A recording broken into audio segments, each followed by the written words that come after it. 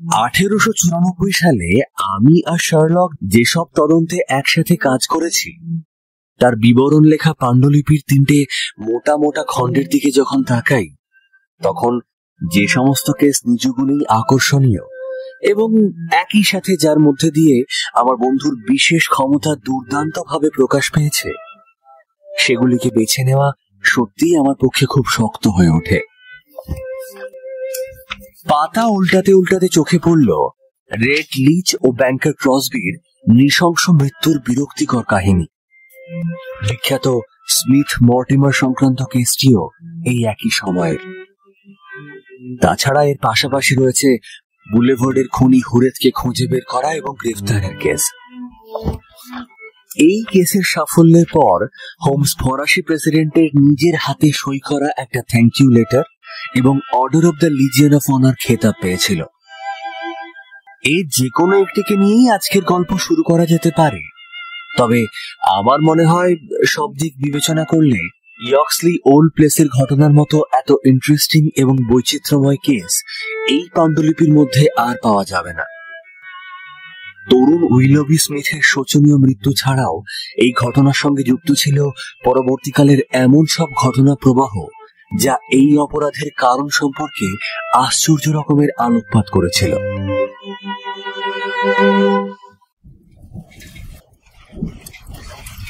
November মাসের শেষের দিক।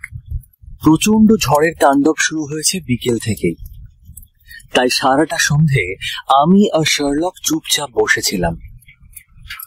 যদিও চুপচাপ বসে থাকা তার স্বভাব নয়, সে ব্যস্ত ছিল ম্যাগনিফাইং গ্লাসের সাহায্যে একটা প্রাচীন লিপির মূল পাঠোদ্ধারের কাজে, আর আমি মনোযোগ দিয়ে পড়ছিলাম সম্প্রতি প্রকাশ পাওয়া একটা সার্জারি সংক্রান্ত বই। বেকার স্ট্রিটের বাইরে ঝোড়ো হাওয়া শোঁ শব্দ আর মুষলধারে বৃষ্টির ধারা প্রচন্ড জোরে আঘাত হানছে জানলার ওপর। মাঝে মাঝে ভাবতে অবাক লাগে, প্রকৃতির এই অসামান্য শক্তির সামনে আমাদের এই লন্ডন শহর যেন ছোট্ট একটা উইয়ের ঢিপি মাত্র। চাইলেই যেন এই শক্তি আমাদের মুহূর্তে শেষ করে ফেলতে পারে। জানালার কাছে এগিয়ে গিয়ে বাইরের নির্জন রাস্তাটার দিকে তাকালাম।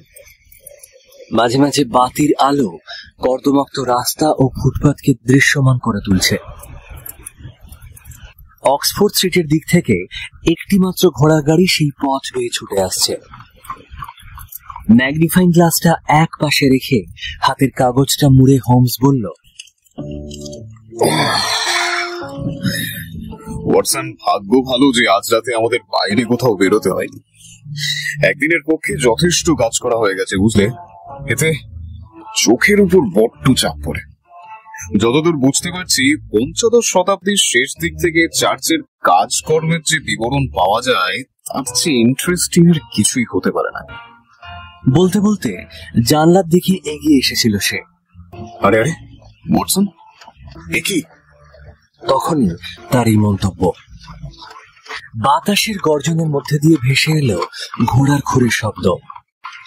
তারপরেই মনে হলো আওয়াজটা যেন আমাদের বেকার স্ট্রিটের বাইরে এসে বন্ধ হয়ে গেল। একটু আগেই যে ঘোড়ার গাড়িটা দেখেছিলাম সেটা আমাদের দরজার সামনেই থেমেছে। ওপর থেকে দেখলাম একটি লোক গাড়ি থেকে নামলো, গায়ে বর্ষাতি। আমি বললাম, এই বৃষ্টিতে এই লোকটা আবার কি চায়? আমাদের চাই ওয়াটসন, আমাদের চাই।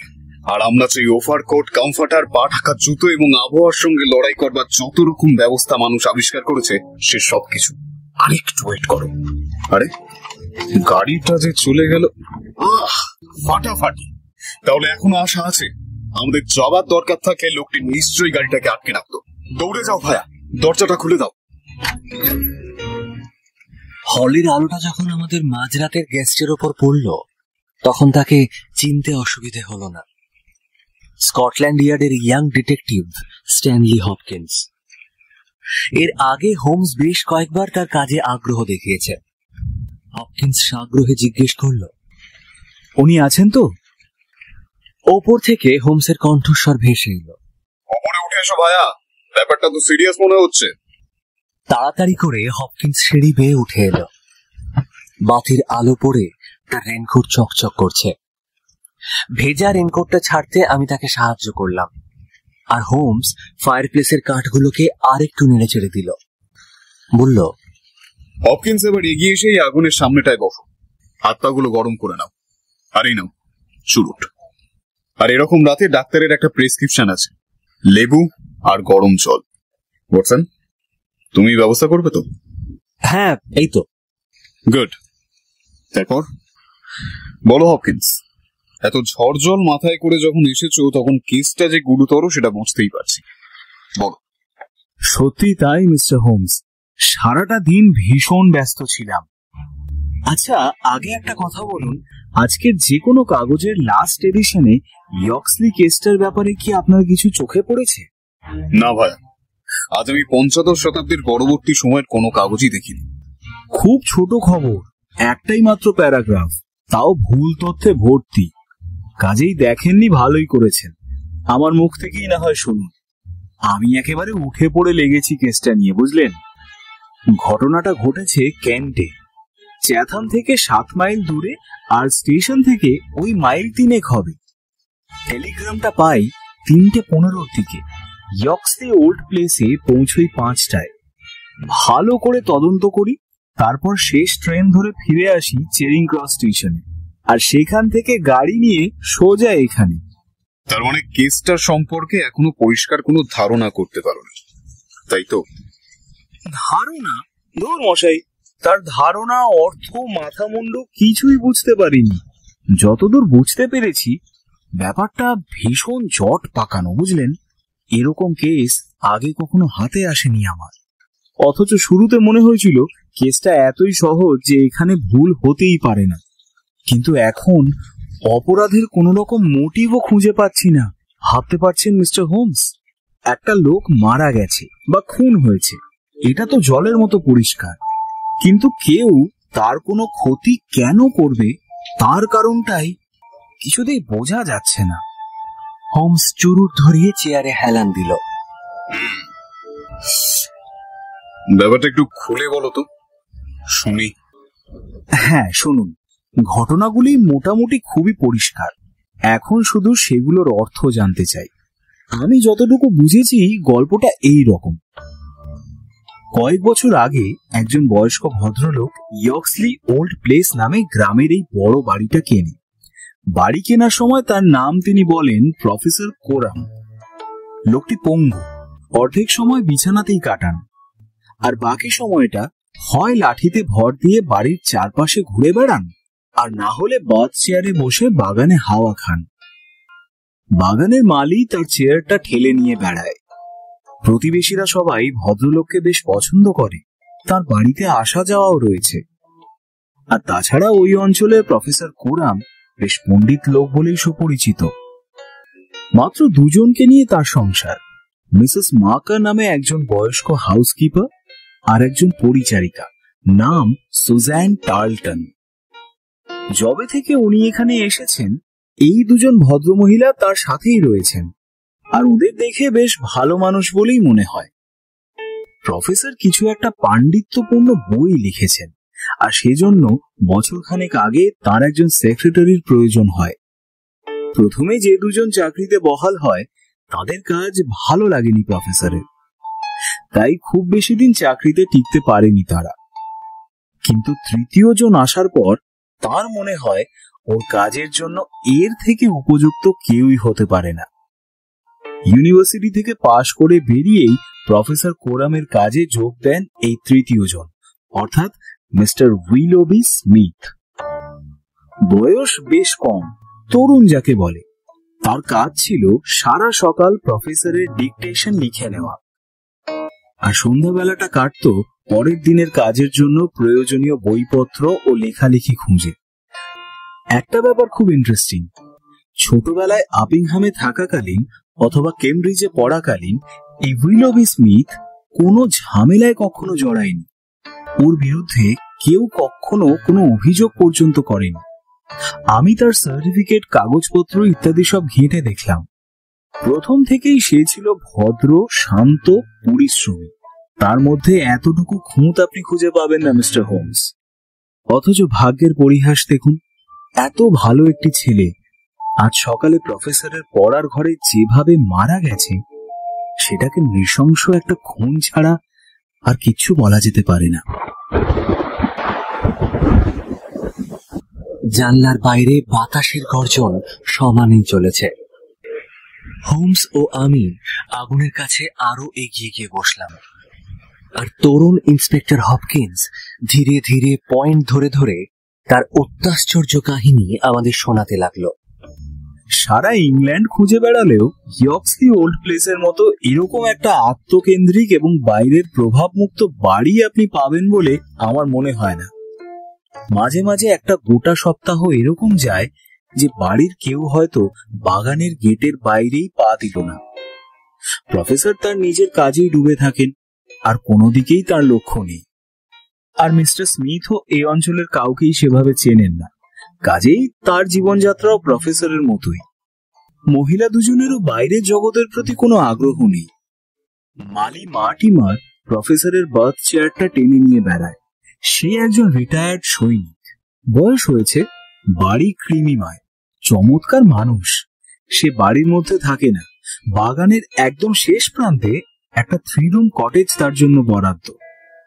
ইয়ক্সলি ওল্ড প্লেসের ত্রিসীমানার মধ্যে শুধুমাত্র এই কয়েকজন মানুষকেই আপনি পাবেন। ও হ্যাঁ, আরেকটা কথা, বাগানের গেট থেকে ওই ধরুন 100 গজ মতন দূরে রয়েছে লন্ডন থেকে চ্যাথাম যাওয়ার মেন রোড। গেটে একটাই মাত্র খিল রয়েছে, কাজেই চাইলে যে কেউই ভেতরে ঢুকতে পারে। বেশ, তারপর? হ্যাঁ, এবার সুজান চার্লটনের সাক্ষ্যের কথা আপনাদের বলছি, কারণ একমাত্র এই ভদ্রমহিলার বয়ান শুনেই আমার মনে হয়েছে উনি এই কেসের ঘটনাবলীর ব্যাপারে পজিটিভ কিছু সূত্র দিতে পেরেছেন। সময়টা মোটামুটি ওই বেলা 11টা থেকে 12টার মধ্যে হবে। ওই সময় সে দোতলার সামনের দিককার শোবার ঘরের পর্দা টাঙাচ্ছিল।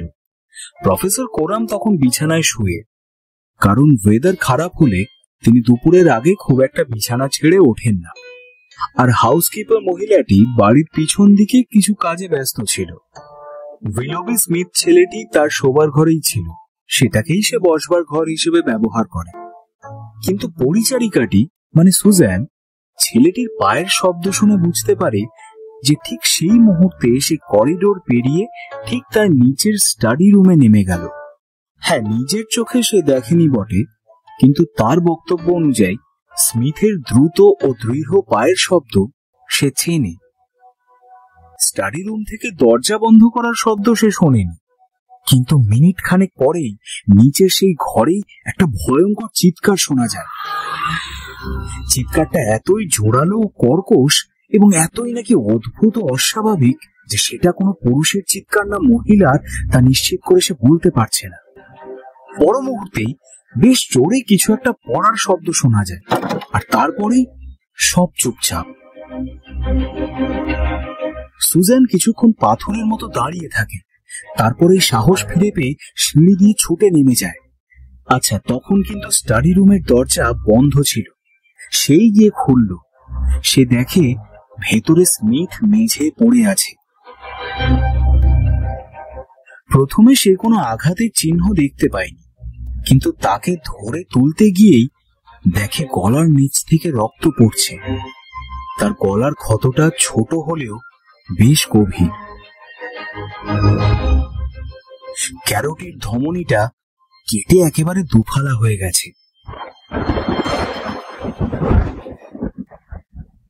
যে অস্ত্র দিয়ে আঘাতটা করা হয়েছিল সেটা তার পাশেই কার্পেটের ওপর পড়েছিল। আগেকার দিনে লেখার টেবিলে গালা দিয়ে সিল করা কাজে যেরকম ছোট ছুরি ব্যবহার করা হতো, এটা সেরকম একটা হাতির দাঁতের হাতল, শক্ত ফলা। প্রফেসরের নিজের ডেস্কেই ছুরিটা ছিল। সুজান প্রথমে ভেবেছিল যে স্মিথ মারাই গেছে, কিন্তু কপালে জলের ছিটে দিতেই এক মুহূর্তের জন্য সে চোখ মিলে তাকিয়েছিল। এর পরের ব্যাপারটা খুব গুরুত্বপূর্ণ মিস্টার হোমস, কারণ এরপর মিস্টার স্মিথ নাকি খুব অস্পষ্ট স্বরে 3টে কথা বলেছিল। প্রফেসর সেই মেয়েটাই। সুজান বলছে সে স্পষ্ট শুনেছে যে স্মিথ ঠিক এই কথাগুলোই বলেছিল। আরো কিছু বলবার আপ্রাণ চেষ্টা সে করছিল, ডান হাতটাও শূন্যে উপরে তুলেছিল, কিন্তু তারপরেই সে মারা যায়। ইতিমধ্যে সে বাড়ির হাউসকিপারও সেখানে চলে এসেছিল। তবে কিছুটা দেরি হয়ে যাওয়াতে স্মিথের শেষ কথাগুলো সে শুনতে পায়নি। সুজানকে মৃতদেহের কাছে রেখে ও দৌড়ে প্রফেসরের ঘরে যায়। তিনি তখনও উত্তেজিত অবস্থায় বিছানাতেই বসেছিলেন, কারণ যেটুকু শব্দ তার কানে এসেছিল তাতেই তিনি বুঝতে পেরেছিলেন যে একটা ভয়ঙ্কর কিছু ঘটেছে। তার মুখ ভরে উঠেছিল নিদারুণ আতঙ্কে। হাউসকিপার মিসেস মার্কারের স্পষ্ট মনে আছে যে প্রফেসর তখনও নাইট ড্রেসই পরেছিলেন। আসলে মালি মার্টিমারের সাহায্য ছাড়া তার পক্ষে পোশাক বদলানো অসম্ভব, আর মার্টিমারের আসবার কথা ছিল 12টায়। প্রফেসর বলছেন দূর থেকে ভেসে আসা একটা চিৎকার উনি শুনেছেন, কিন্তু তার বেশি উনি আর কিছুই জানেন না। ওই 3টে কথা প্রফেসর সেই মেয়েটি মানে স্মিথের এই শেষ কথার কোনো ব্যাখ্যাও তিনি দিতে পারেননি। তবে ওর ধারণা ওটা নিছক প্রলাপ ছাড়া আর কিছুই নয়। উনি মনে করেন পৃথিবীতে উইলবি স্মিথের কোনো শত্রু ছিল না, কাজেই এই দুষ্কর্মের কোনো কারণই তিনি বলতে পারছেন না। সুজান প্রথমে ভেবেছিল যে স্মিথ মারাই গেছে, কিন্তু কপালে জলের ছিটে দিতেই এক মুহূর্তের জন্য সে চোখ মেলে তাকিয়েছিল। এর পরের ব্যাপারটা খুব গুরুত্বপূর্ণ মিস্টার হোমস, কারণ এরপর মিস্টার স্মিথ নাকি খুব অস্পষ্ট স্বরে 3টে কথা বলেছিল। প্রফেসর সেই মেয়েটাই। সুজান বলছে সে স্পষ্ট শুনেছে যে স্মিথ ঠিক এই কথাগুলোই বলেছিল। আরো কিছু বলবার আপ্রাণ চেষ্টা সে করছিল, ডান হাতটাও শূন্যে উপরে তুলেছিল, কিন্তু তারপরেই সে মারা যায়। ইতিমধ্যে সে বাড়ির হাউসকিপারও সেখানে চলে এসেছিল। তবে কিছুটা দেরি হয়ে যাওয়াতে স্মিথের শেষ কথাগুলো সে শুনতে পায়নি। সুজানকে মৃতদেহের কাছে রেখে ও দৌড়ে প্রফেসরের ঘরে যায়। তিনি তখনও উত্তেজিত অবস্থায় বিছানাতেই বসেছিলেন, কারণ যেটুকু শব্দ তার কানে এসেছিল তাতেই তিনি বুঝতে পেরেছিলেন যে একটা ভয়ঙ্কর কিছু ঘটেছে। তার মুখ ভরে উঠেছিল নিদারুণ আতঙ্কে। হাউসকিপার মিসেস মার্কারের স্পষ্ট মনে আছে যে প্রফেসর তখনও নাইট ড্রেসই পরেছিলেন। আসলে মালি মার্টিমারের সাহায্য ছাড়া তার পক্ষে পোশাক বদলানো অসম্ভব, আর মার্টিমারের আসবার কথা ছিল 12টায়। প্রফেসর বলছেন দূর থেকে ভেসে আসা একটা চিৎকার উনি শুনেছেন, কিন্তু তার বেশি উনি আর কিছুই জানেন না। ওই 3টে কথা প্রফেসর সেই মেয়েটি মানে স্মিথের এই শেষ কথার কোনো ব্যাখ্যাও তিনি দিতে পারেননি। তবে ওর ধারণা ওটা নিছক প্রলাপ ছাড়া আর কিছুই নয়। উনি মনে করেন পৃথিবীতে উইলবি স্মিথের কোনো শত্রু ছিল না, কাজেই এই দুষ্কর্মের কোনো কারণই তিনি বলতে পারছেন না। সুজান প্রথমে ভেবেছিল যে স্মিথ কথা বলেছিল। প্রফেসর সেই মেয়েটাই। সুজান বলছে সে স্পষ্ট শুনেছে যে স্মিথ ঠিক এই কথাগুলোই বলেছিল। আরো কিছু বলবার আপ্রাণ চেষ্টা সে করছিল, ডান হাতটাও শূন্যে উপরে তুলেছিল, কিন্তু তারপরেই সে মারা যায়। ইতিমধ্যে সে বাড়ির হাউসকিপারও সেখানে চলে এসেছিল। তবে কিছুটা দেরি হয়ে যাওয়াতে স্মিথের শেষ কথাগুলো সে শুনতে পায়নি। সুজানকে মৃতদেহের কাছে রেখে ও দৌড়ে প্রফেসরের ঘরে যায়। তিনি তখনও উত্তেজিত অবস্থায় বিছানাতেই বসেছিলেন, কারণ যেটুকু শব্দ তার কানে এসেছিল তাতেই তিনি বুঝতে পেরেছিলেন যে একটা ভয়ঙ্কর কিছু ঘটেছে। তার মুখ ভরে উঠেছিল নিদারুণ আতঙ্কে। হাউসকিপার মিসেস মার্কারের স্পষ্ট মনে আছে যে প্রফেসর তখনও নাইট ড্রেসই পরেছিলেন। আসলে মালি মার্টিমারের সাহায্য ছাড়া তার পক্ষে পোশাক বদলানো অসম্ভব, আর মার্টিমারের আসবার কথা ছিল 12টায়। প্রফেসর বলছেন দূর থেকে ভেসে আসা একটা চিৎকার উনি শুনেছেন, কিন্তু তার বেশি উনি আর কিছুই জানেন না। ওই 3টে কথা প্রফেসর সেই মেয়েটি মানে স্মিথের এই শেষ কথার কোনো ব্যাখ্যাও তিনি দিতে পারেননি। তবে ওর ধারণা ওটা নিছক প্রলাপ ছাড়া আর কিছুই নয়। উনি মনে করেন পৃথিবীতে উইলবি স্মিথের কোনো শত্রু ছিল না, কাজেই এই দুষ্কর্মের কোনো কারণই তিনি বলতে পারছেন না। প্রথমেই তিনি মালি মার্টিমারকে থানায় পাঠিয়েছিলেন। একটু পরেই প্রধান কনস্টেবল আমাকে ডেকে পাঠায়। আমি সেখানে যাবার আগে কোনো জিনিসেই নড়চড় হয়নি, আর কড়া হুকুম জারি করাই ছিল যে কেউ যেন কোনোভাবেই মেন গেট থেকে বাড়িতে ঢোকার রাস্তা দিয়ে না হাঁটে। কি জানেন মিস্টার শার্লক হোমস, আপনার থিওরিকে প্র্যাকটিক্যাল রূপদানের এই ছিল সুবর্ণ সুযোগ। বিশ্বাস করুন, সব ছিল সেখানে, কোনো কিছুরই অভাব ছিল না। অভাব? না না না না হপকিন্স, সব তো ছিল না। একটা জিনিসের অভাব তো ছিলই, আর ছিল বলেই তো তুমি এখানে এসেছো, তাই না? অভাব ছিল? কিসের? শার্লক হোমসের। যাকে তোমার কথাই শোনা যাক, বলো এখনো পর্যন্ত কতদূর কি করেছো? হ্যাঁ মিস্টার হোমস, প্রথমেই আপনি এই যে এটা দেখুন, এটা হলো ওই এলাকার নকশা, প্রফেসরের স্টাডি রুম এবং এই ঘটনার সঙ্গে জড়িত অন্যান্য জায়গাগুলোর পজিশন। তাহলে আপনার কাছে আরেকটু পরিষ্কার হয়ে যাবে, আর আমি কিভাবে তদন্ত করেছি সেটাও বুঝতে পারবেন। হোমসের পেছনে দাঁড়িয়ে তার কাঁধের ওপর দিয়ে আমিও নকশাটা দেখতে লাগলাম। এটা জাস্ট একটা রাফ প্ল্যান, শুধুমাত্র গুরুত্বপূর্ণ জিনিসগুলোই এখানে দেওয়া আছে, বাকিটা তো পরে আপনি নিজের চোখেই দেখতে পাবেন।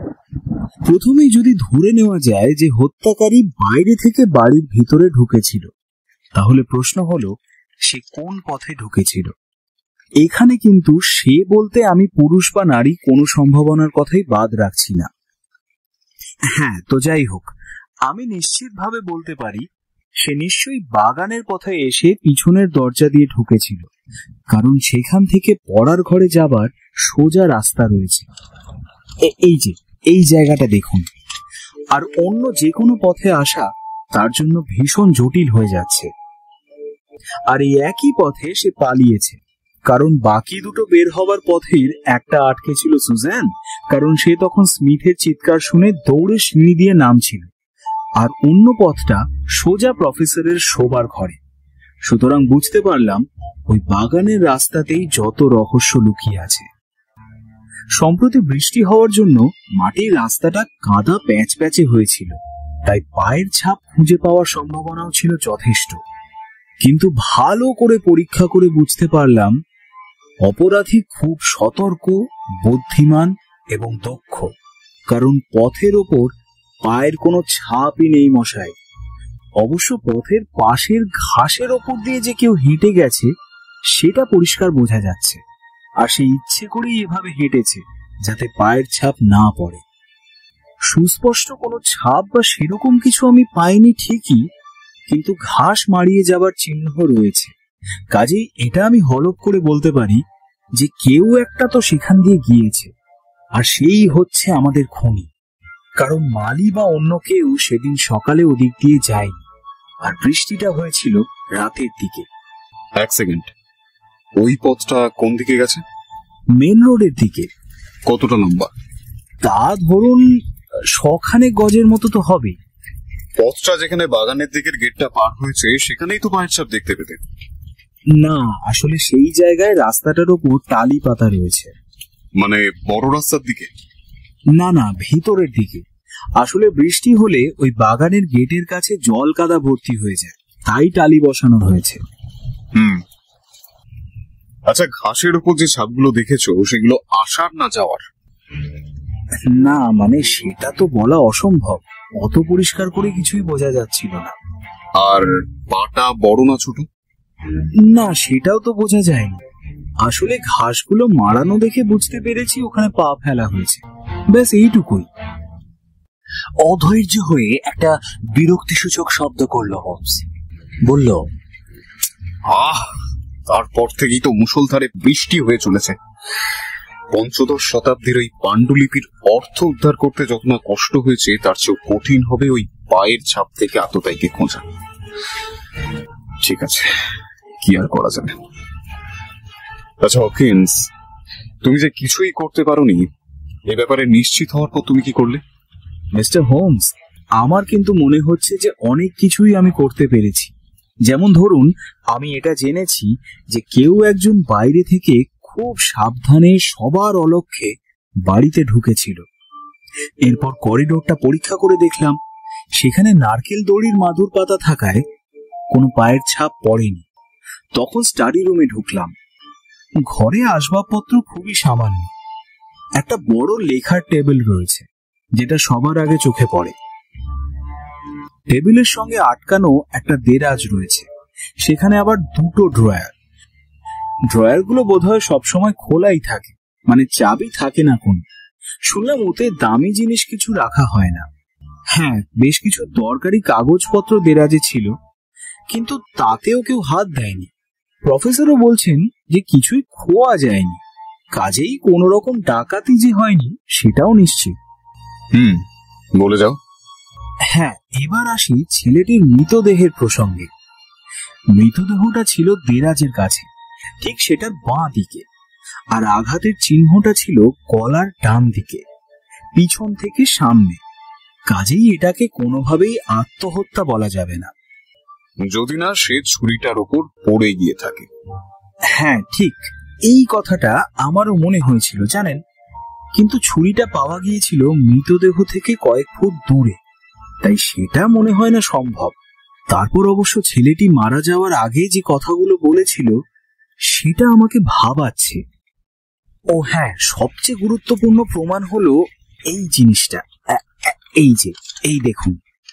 স্ট্যানলি হপকিন্স তার পকেট থেকে একটা ছোট্ট কাগজের প্যাকেট বের করলো। সেটা খোলা হতে দেখা গেল তার ভেতরে একটা সোনার চশমা। তার কোণ থেকে কালো সিল্কের ফিতের দুটো ছেঁড়া প্রান্ত ঝুলছে। এটা মারা যাবার সময় স্মিথের হাতের মুঠোতে ধরা ছিল। আমি বললাম, ও বাবা, এই যে দেখছি একটা সোনার চশমা। হ্যাঁ ডক্টর ওয়াটসন, কিন্তু ওই ছোকরার চোখে যে কোনো গন্ডগোল ছিল তা শুনিনি। চশমা যে সে পরতো না একথা বাড়ির সবাই জানিয়েছে। সুতরাং এটা যে আততায়ীর মুখ থেকেই ছিনিয়ে নেওয়া হয়েছে সে বিষয়ে কোনো সন্দেহই নেই। শার্লক চশমাটা হাতে নিয়ে অত্যন্ত মনোযোগ সহকারে দেখতে লাগলো। একবার নাকের কাছে ধরলো, চোখে লাগিয়ে পড়তে চেষ্টা করলো। জানলার কাছে গেল, চশমা চোখে রাস্তার দিকে তাকালো। তারপর আলোর একেবারে কাছে নিয়ে ভালো করে খুঁটিয়ে দেখল। তারপর হঠাৎ মুচকি হেসে টেবিলে গিয়ে বসলো এবং কাগজে কয়েক লাইন লিখে সেটাকে স্ট্যানলি হপকিন্সের দিকে ঠেলে দিল। এই নাও হপকিন্স, এই মুহূর্তে এটুকুই তোমার জন্য করা সম্ভব। দেখো কতটা কাজে লাগাতে পারো। হপকিন্স অবাক হয়ে চিরকুটটা পড়তে লাগলো। আমিও পাশ থেকে দেখলাম, তাতে লেখা ছিল, শিষ্টাচার পরায়ণ একজন মহিলার সন্ধান চাই। তার কোনো ছদ্মবেশ নেই, তবে পোশাক আশাক বেশ রুচিশীল এবং মার্জিত, কিন্তু নাকটা বিশেষ রকমের মোটা। দুটো চোখের মাঝের দূরত্ব খুব বেশি, অর্থাৎ চোখগুলো একেবারে দু কানের গা ঘেঁষে। কপালে অনেকগুলো ভাঁজ আছে, দৃষ্টি তীক্ষ্ণ এবং সরু কাঁধ। গত কয়েক মাসের মধ্যে তাকে অন্তত দুবার চোখের ডাক্তারের কাছে যেতে হয়েছে। যেহেতু তার চশমার পাওয়ার খুব বেশি এবং যেহেতু এই মুহূর্তে লন্ডনে চোখের ডাক্তারের সংখ্যা হাতে গোনা যায়, তাই তাকে খুঁজে বের করা শক্ত কাজ হবে না। হপকিন্সকে অবাক হতে দেখে হোমস একটু হাসল। আমিও বেশ চমকে গিয়েছিলাম, এত কিছু ও জানলো কি করে। ও বলল, আমার অনুমানগুলো অবশ্য খুবই সহজ। নিজের থিওরি অফ ডিডাকশনকে কাজে লাগিয়ে ইনফরমেশন বের করে আনার জন্য একটা চশমার থেকে পারফেক্ট কিছু পাওয়া খুব শক্ত ভায়া। চশমাটা যে একজন মহিলা সেটা বুঝতে পেরেছি এটার হালকা এবং সূক্ষ্ম গঠন দেখে। অবশ্য মৃত ছেলেটির শেষ কথাগুলো এক্ষেত্রে বেশ সাহায্য করেছে, অস্বীকার করবো না। মহিলাটি যে রুচি সম্পন্ন সেটা বুঝতে অসুবিধা হওয়ার কথা নয়, কারণ এত সুন্দর সোনার চশমা যিনি ব্যবহার করেন তিনি অন্যান্য দিক থেকে অপরিচ্ছন্ন হবেন সে কথা ভাববার কোনো অবকাশ নেই।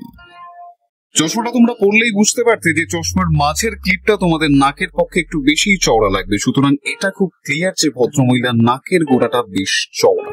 এই ধরনের নাক সাধারণত ছোট বা মোটা হয়ে থাকে, কিন্তু যেহেতু এটা চিরন্তন সত্য বলে ধরে নেওয়া যায় না, এক্সেপশনস থাকে, তাই সেইটা আমি আর ওই কাগজে লিখিনি। আমার নিজের মুখ খুব সরু, তবুও কোনোভাবেই আমার চোখ দুটোকে আমি চশমার মাঝে নিয়ে আসতে পারছি না। কাজে এটা বলা যায় যে মহিলাটির চোখ দুটি তার দুই কানের কাছে বসানো হবে।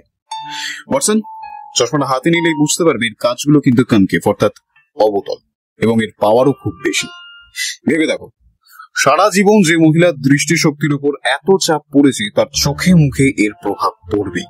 তাই চোখ কুঁচকে দেখবার জন্য কপালে এবং চোখের পাতায় ও ঘাড়ে ভাঁজ পড়তে বাধ্য। হ্যাঁ, তোমার যুক্তি একদম অকাট্য, সে ব্যাপারে আমার কিছু বলার নেই। কিন্তু তুমি কি করে জানলে যে ভদ্রমহিলা চোখের ডাক্তারের কাছে গেছেন শেষ 2 মাসে? হোমস চশমাটা আবার হাতে নিল। মাই ডিয়ার ওয়াটসন, কতবার তোমায় বলেছি শুধু দেখলে হবে না, অবজার্ভ করতে হবে। লক্ষ্য করলেই দেখতে পাবে নাকের ওপর চাপটা কমাবার জন্য চশমার ক্লিপ দুটোর নিচে ছোট ছোট ফিতে বসানো আছে। তার একটা বেশ পুরনো এবং জীর্ণ, কিন্তু আর একটা বেশ নতুন। সুতরাং এটা ক্লিয়ার যে একটা ফিতে খারাপ হয়ে যাওয়ায় বা ছিঁড়ে যাওয়ায় সেটার জায়গায় নতুন ফিতে লাগানো হয়েছে। আর হ্যাঁ, এটাও বুঝতে পারছি যে যে ফিতেটা পুরনো সেটা খুব বেশি হলে 2 মাস আগেই পাল্টানো হয়েছে, আর নতুনটা পাল্টানোর পরেও যখন দেখা যাচ্ছে যে দুটো ফিতে একই রকম, তাই বোঝাই যাচ্ছে যে মহিলা একই ডাক্তারের কাছে আবার গিয়েছিলেন। আরে বাস, এ তো পুরো তাক লাগিয়ে দিলেন দেখছি। ভাবুন তো, এই সব প্রমাণিত আমার হাতে ছিল, অথচ আমি কিচ্ছু বুঝতে পারিনি। তবে হ্যাঁ, এটা ঠিক যে একবার ভেবেছিলাম লন্ডনের যে সমস্ত চোখের ডাক্তাররা আছেন তাদের দোকানে একবার ঢু মারবো। সে তো অবশ্যই যাবে, কিন্তু কেসটা সম্পর্কে তোমার কি আমাকে আর কিছু বলার আছে? না মিস্টার হোমস, আর তেমন কিছুই নেই। দেখছি আমি যা জানি আপনিও তাই জানেন, কিংবা হয়তো বেশিই জানেন। গ্রামের রাস্তায় বা স্টেশনের কাছে কোনো অচেনা লোককে দেখা গিয়েছিল কিনা খোঁজ নিয়েছি, কিন্তু সেরকম কারোর হদিশ কেউ দিতে পারেনি। তবে আমার যেটা সবচেয়ে বড় খটকা সেটা হলো মোটিভের অভাব। খুনটার উদ্দেশ্য কি সেটাই বুঝতে পারছি না। আহা, সে ব্যাপারে আমিও তো তোমাকে এই মুহূর্তে সাহায্য করতে পারছি না, কিন্তু তুমি কি চাও যে কাল আমরা তোমার সঙ্গে যাই? হ্যাঁ, মানে চাওয়াটা যদি খুব অতিরিক্ত না মনে হয় আপনার, তাহলে সত্যি বলছি আপনি গেলে আমি একটু নিশ্চিন্ত হই।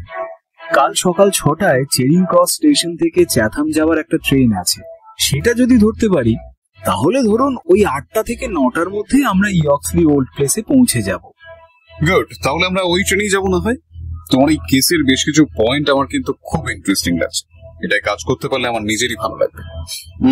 এখন তো প্রায় 1টা বাজে, কিছুক্ষণ তাহলে ঘুমিয়ে নেওয়া যাক, কি বলো বটসন?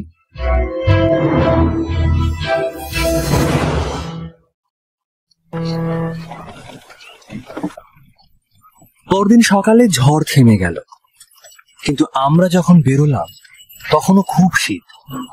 টেমসের তীরবর্তী নির্জন জলাভূমির পাশ দিয়ে যাওয়ার সময় দেখলাম তার উপর দিয়ে শীতের সূর্য উঠতে দেখা যাচ্ছে। সাইন অফ ফোরের ঘটনার কথা মনে পড়ে যাচ্ছিল। দীর্ঘ ক্লান্ত পথ পেরিয়ে অবশেষে চ্যাথাম থেকে কয়েক মাইল দূরের একটা ছোট্ট স্টেশনে আমরা নামলাম। দেরি না করে স্থানীয় সরাইখানাতেই আমরা প্রাতরাশ সেরে নিলাম এবং যথারীতি তৈরি হয়ে ইয়ক্সলি ওল্ড প্লেসে পৌঁছে গেলাম। বাগানের গেটের কাছে একজন কনস্টেবলের সঙ্গে দেখা হলো। হপকিন্স বলল, এই যে উইলসন, কোনো খবর আছে? না স্যার, কিছুই নেই সেরকম। কোনো অচেনা সন্দেহজনক কাউকে দেখা গেছে? না স্যার, স্টেশনের লোকেরা জানিয়েছে কোনো অপরিচিত লোক গতকাল আসেওনি আর যায়ওনি। সরাইখানা আর ওই যারা এখানে বাড়ি ভাড়া দেয় তাদের ওখানে খোঁজ করেছিলে? হ্যাঁ স্যার, করেছিলাম, কিন্তু তেমন কাউকে চোখে পড়েনি। দেখুন মিস্টার হোমস, স্টেশন থেকে দূরত্ব তো খুবই সামান্য। যে কেউ এসে গা ঢাকা দিয়ে থাকতেও পারে, আবার ট্রেন ধরে চলেও যেতে পারে। আর বাগানের ওই পথটার কথাই আমি বলছিলাম মিস্টার হোমস।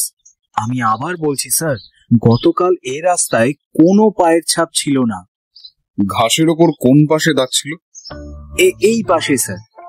একদিকে রাস্তা আর একদিকে ফুলের কেয়ারি, তার মাঝখানে এই সরু ঘাসে ঢাকা ফালি জমি।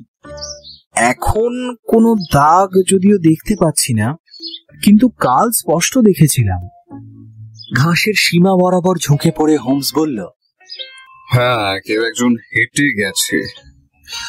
আমাদের মহিলাটি খুব সাবধানেই পা ফেলতেই হবে, কারণ ওদিকে হাঁটলে পথের ওপর পায়ের ছাপ পড়বে, আবার এদিকে হাঁটলে বাগানের নরম মাটিতে আরো স্পষ্ট ছাপ পড়বে। হ্যাঁ স্যার, মহিলাটির মাথা খুব ঠান্ডা মনে হচ্ছে। হোমসের মুখে একটা সাগ্রহ দৃষ্টি ফুটে উঠতে দেখলাম। আচ্ছা, তুমি কি বলছিলে জানো, মহিলাটি এই রাস্তা ধরেই ফিরে এসেছিল, তাই তো? হ্যাঁ স্যার, বেরোবার আর কোনো পথ নেই। এই ঘাসের উপর দিয়ে? অবশ্যই মিস্টার হোমস, না হলে তো অন্য কোনো জায়গায় পায়ের ছাপ পেতাম। কাজটা অসাধারণ ভাইয়া, জাস্ট অসাধারণ। খেলা জমে যাবে মনে হচ্ছে। যাই হোক, এখানে রাস্তায় আর কিছু দেখবার নেই, চলো এগোই। হ্যাঁ চলুন স্যার। আচ্ছা হকিন্স, বাগানের দরজাটা সবসময় খোলাই থাকে তাই না? হপকিন্স সম্মতি জানালো। তাহলে আততায়ীর পক্ষে সোজা ঢুকে পড়া ছাড়া আর কিছুই করবার ছিল না। খুনের চিন্তা তখনও তার মাথায় ছিল না, কারণ যদি থাকতো তাহলে সে অবশ্যই একটা অস্ত্র নিয়ে আসতো। লেখার টেবিল থেকে ছুরিটা তুলে সে ব্যবহার করতো না। তার মানে এই করিডোর ধরে সে গেছে, তাই নারকেলের মাদুরের উপর কোনো দাগ পড়েনি, এবং তারপরেই ঢুকেছিল স্টাডি রুমে। আচ্ছা হপকিন্স, কতক্ষণ সেখানে ছিল সেটা জানবার কোনো উপায় আছে? আমরা ততক্ষণে স্টাডি রুমে চলে এসেছি। হপকিন্স বলল, কয়েক মিনিটের বেশি নয় স্যার। ও হ্যাঁ, আরেকটা কথা আপনাকে বলতে ভুলে গিয়েছি। গৃহকর্ত্রী মিসেস মার্কার ঘরটা পরিষ্কার করতে কিছুক্ষণ আগেই এখানে এসেছিলেন। ওই 15 মিনিট মতন ছিলেন এখানে। আচ্ছা, তাহলে একটা টাইম ফ্রেম পাওয়া গেল। মহিলাটি এই ঘরে ঢুকে তারপর কি করলো? লেখার ওই টেবিলটার কাছে গেল, কিন্তু কেন গেল? কেন কেন কেন? ড্রয়ারের ভেতরে থাকা কিছু নেবার জন্য নয়, কারণ আমরা আগেই জেনেছি ওটা লক করা থাকে না। যদি ওতে নেওয়ার মতো কিছু থাকতো তাহলে সেটা তালা বন্ধই থাকতো।